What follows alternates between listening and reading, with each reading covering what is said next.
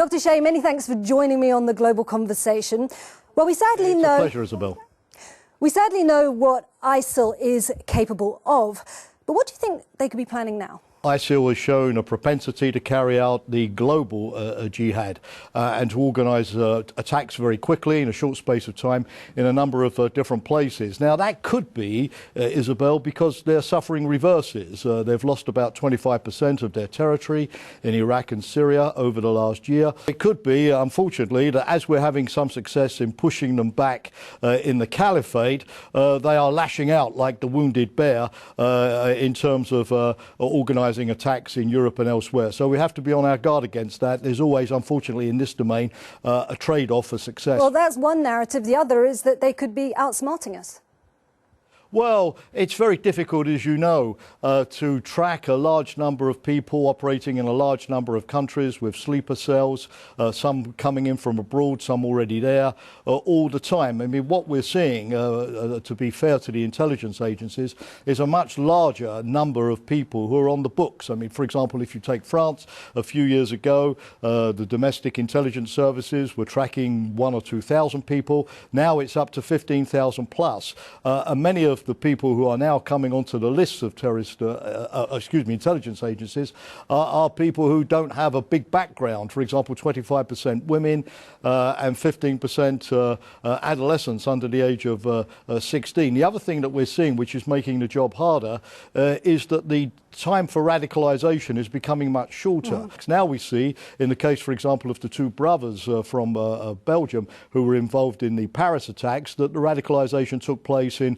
under 9 months. And it takes 36 intelligence officers full-time to track one single operative. Tracking communication is obviously essential. How are intelligence services tracking the communication techniques of a group like ISIL?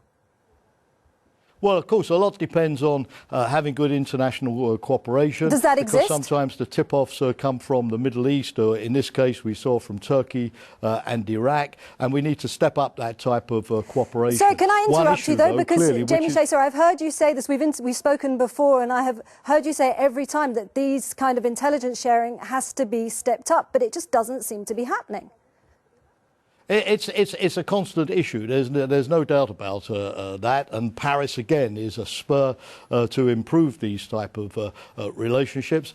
On the other hand, the fact that, for example, the identities of the perpetrators were so rapidly identified, the fact that police in Belgium almost the next day were carrying out raids up here in Brussels does show that there is a very high degree of cooperation going on already. But you're right, it's never going to be perfect, and we have to continue to see what we can do to do better, particularly against the background, Isabelle, where the jihadists are also using more sophisticated techniques, such as encrypted messages and, of course, the dark internet as well, making the task of the security So what can they be? harder. What can these groups be doing on the Darknet? Obviously, they're communicating, but what else can be done there? Well, clearly they're using this for communicating, for fundraising, for giving signals.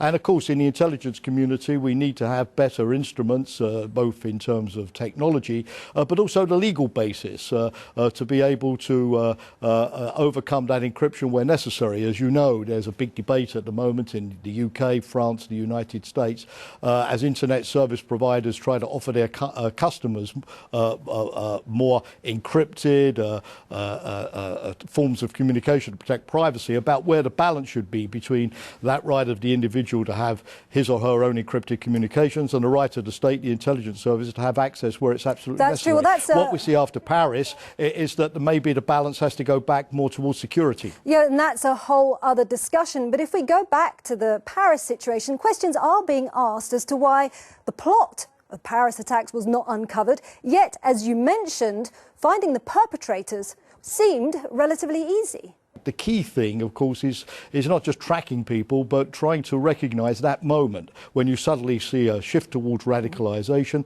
or when groups of individuals who are being tracked individually come together and start training or plotting or hire a safe house or import explosives or whatever. But it's not easy, because just as the intelligence services are highly intelligent people, unfortunately so are the terrorists. And this is not just a job for the intelligence services as well.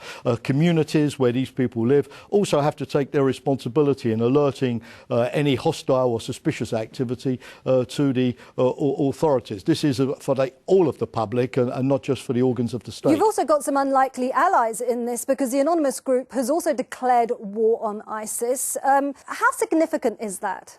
It's good to some degree that ISIL sees that its battle is not just against governments or organs of the state, but is against all of the values that our populations represent. But on the other hand, let's be clear, ISIL is still managing 46,000 Twitter accounts, and sometimes those Twitter accounts can also be a useful source of intelligence information in terms of tracking. So this move could be counterproductive. As well.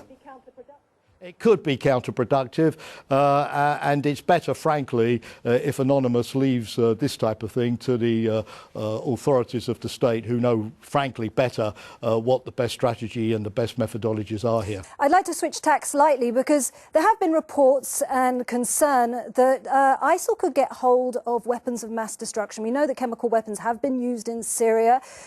Is that a concern for your division?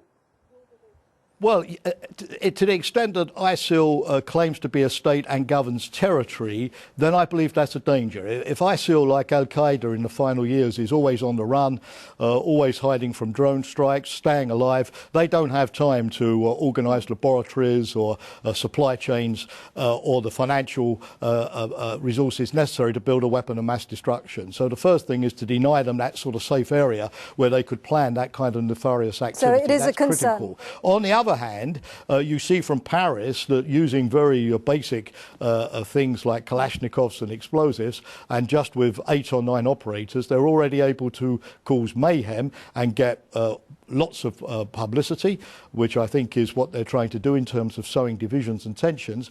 Yes, weapons of mass destruction, but maybe they have cheaper or more immediate options in these multiple sophisticated attacks and in the cyber domain. So we have to be alive to a series of different threats coming from ISIL and not just focus all of our eggs in a single basket. Dr. Jamie Shea, many thanks for having joined us on The Global Conversation.